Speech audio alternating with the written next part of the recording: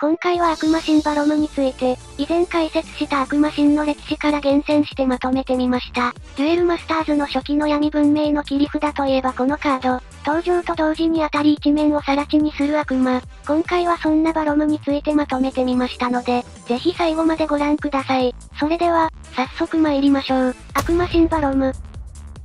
まず最初に紹介するのは初代バロムこと悪魔神バロムです。コスト8の闇の進化クリーチャーで、デーモンコマンド。進化条件は同じデーモンコマンドです。そして効果は、登場と同時に闇以外の全てのクリーチャーを、バトルゾーンから消し飛ばすなんとも豪快な効果です。この豪快さと出された時の絶望感こそがバロムの魅力です。もちろん、今でもその強さは馬鹿にできません。登場と同時に盤面が壊滅することの恐ろしさは、今も昔も変わっていないのですから、強いて言うなら、最近ではデドダムをはじめとした、闇を含む多色クリーチャーが大量に登場しており、なおかつ非常に強い効果をしているため多くのデッキに採用され、今や環境は闇で溢れ返っているのです。そのためバロム様が仮に降臨したとしても、特に大きな仕事をせずに残ってしまうと予想できます。悪魔シンドルバロム。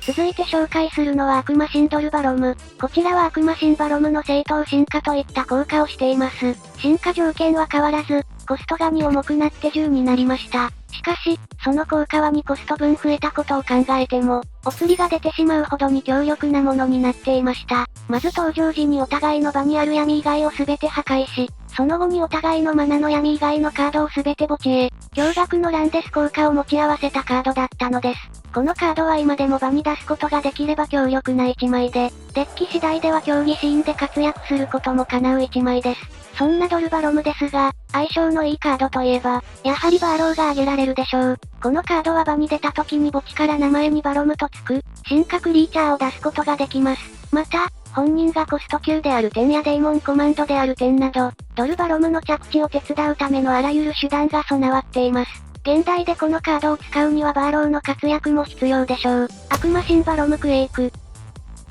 続いて紹介するのは悪魔シンバロムクエイク。こちらはバロムシリーズの中では珍しい多色カードです。その性能ですが、自然と闇のコスト10のカードで、マナ進化でマナからデーモンコマンドを引っ張ってきて、それを進化元にすることで場に出すことができます。こうして場に出したバロムクエイクですが、登場時にデーモンコマンド以外のクリーチャーを、すべて破壊することができます。このカードの優れている点は、デーモンコマンドでなければ、相手の闇のクリーチャーも容赦なく破壊できる点です。これは環境にはびこる闇文明への抑止力になり、非常に強力な一枚だと言えます。ちなみに、デーモンコマンドであれば文明は問わないので、光のデーモンコマンドは破壊できないという特性があります。が、そもそも光のデーモンコマンドがいるだけでは、バロムクエイクを止めることはできません。加えて、このクリーチャーには相手の踏み倒しに対して反応し、踏み倒したクリーチャーをマナ送りにする効果もあります。この効果ですが、なんとターンの制限がないため、自分のターンに出てこようとしたシールドトリガー銃を、登場する前にマナに封じ込めることができるのです。もちろん相手ターン中の踏み倒しにも反応します。万が一攻撃が止められても半端な反撃は許してくれません。そんなまさに悪魔のようなバロムクエイクの紹介でした。悪魔竜王ドルバロム D。続いて紹介するのは悪魔竜王ドルバロム D。こちらはドルバロムがドラゴンの力を得た姿になっています。その効果ですが、基本的にはドルバロムと変わりません。登場時に闇以外のクリーチャーを全て破壊し、闇以外のマナを全て消し飛ばします。こう聞くと、ただのドルバロムの別バージョンに思えますが、先ほど言った通り、このドルバロム D はドラゴンなのです。そのため、進化条件もデーモンコマンドから闇のドラゴンになり、種族もデーモンコマンドドラゴンへと変化したのでした。デュエルマスターズにおいて、ドラゴンは最強クラスの種族です。多くのドラゴンサポートカードの存在により、ドルバロム D は見違えるほど使いやすいカードに変わりました。例えば、闇のドラゴンが進化元になるという点に関して、グールジェネレイドやダークマスターズなど、様々な闇のドラゴンが進化元になり得ます。他にも、本体のコストを下げる手段として、サポートカードを大量に採用したデッキを組んだり、ドラゴンゾンビを種族に持つロマノフの効果を駆使して、呪文での踏み倒しからドルバロム D 降臨を目指したり、やりようはいくらでもあるカードなのです。逆に、ドラゴンという4文字が種族に含まれただけで、ここまで画期的に活躍のチャンスが生まれるという、デュエルマスターズというゲームの面白さが垣間見えました。悪魔シンバロム派です。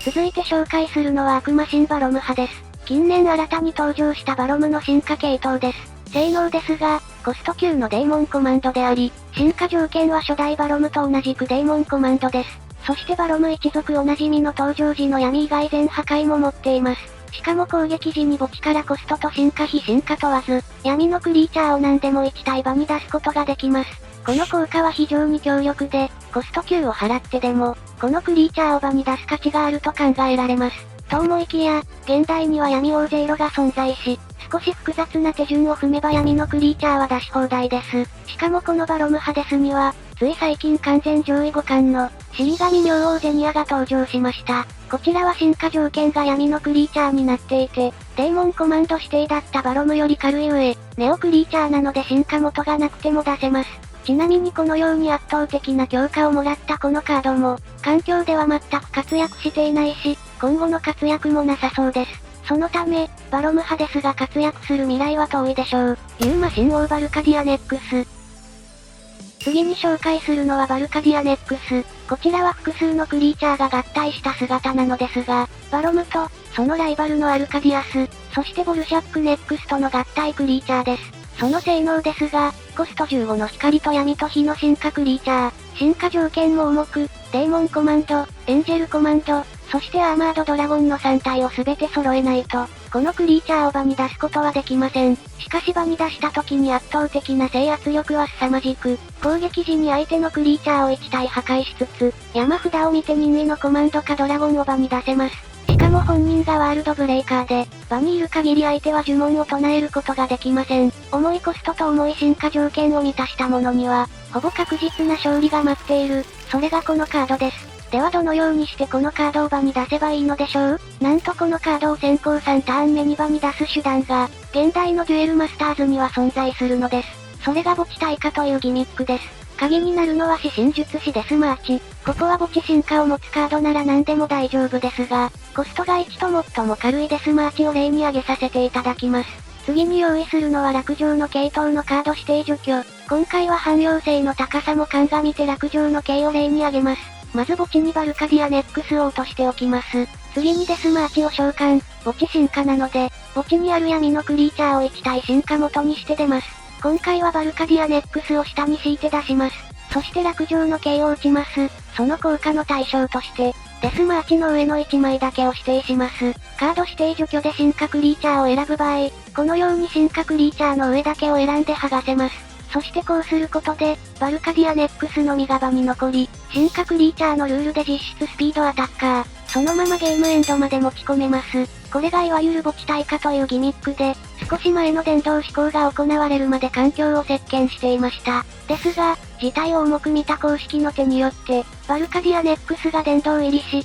このデッキは過去のものに、一時期最強クラスの性能を有していたデッキは、今では見る影もなくなってしまいました。とはいえ、このデッキはバルカディアネックス以外にも、強力な闇のカードが登場するたびに強化を得ることができるので、今後何かしらのタイミングで活躍が見込めるかもしれません。聖魔連結オードルファディロム。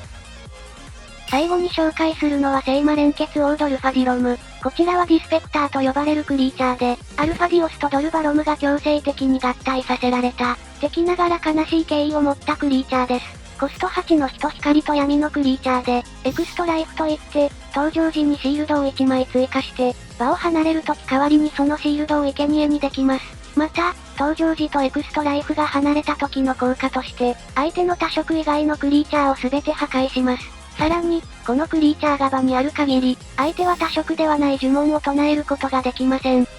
多色に特化した性能になっているとはいえ、ドルバロムとアルファディオスの効果を両方持っており、かつ進化クリーチャーではないため出しやすいという、破格の性能を有しているカードです。最近は見かけませんが、環境にも十分通用するカードなので、ぜひ一度手に取ってみてはいかがでしょうか？今回は、バロム系カードについて、小ネタを交えながら紹介してきました。バロムは昔から存在する切り札なので、現代のインフレした環境にはついていけなそうに見えますが、実はドルバロムなどの一部のカードはまだまだ戦えるのです。これを機に昔の切り札を一度洗い出してみて、意外なカードを見つけるというのも良さそうですね。皆様のコメントお待ちしております。ここまでご視聴いただき、ありがとうございました。よかったらチャンネル登録や高評価で、応援よろしくお願いいたします。